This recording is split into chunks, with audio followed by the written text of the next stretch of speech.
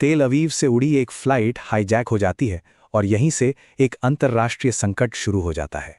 1976 में इजरायली नेताओं के सामने यही एक नामुमकिन सा सवाल था। हाईजैकर्स, जिसमें फिलिस्तीनी और जर्मन आतंकवादी शामिल थे, प्लेन को सीधा युगांडा ले लें। और युगांडा में उनका स्वागत खुद राष्ट्रपति ईदी अमीन ने किया और 3 और आतंकवादी भी आ मिले। उनकी मांगें साफ थीं, कैदियों को छोड़ो और पैसे दो, वरना बंदूकों को मार दिया जाएगा।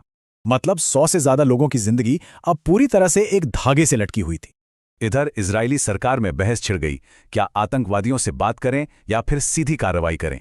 और दिक्कत यह थी कि 4000 किलोमीटर की दूरी किसी भी मिलिट्री एक्शन को लगभग नामुमकिन बना रही थी।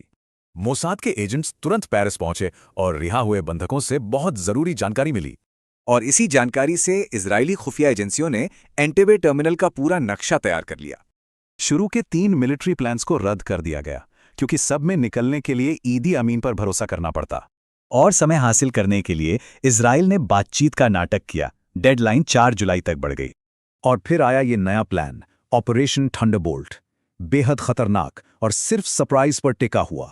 प्लान का सबसे बड़ा दाव, एक काली मर्सिडीज जो बिल्कुल ईदी अमीन की गाड़ी जैसी दिखती थी।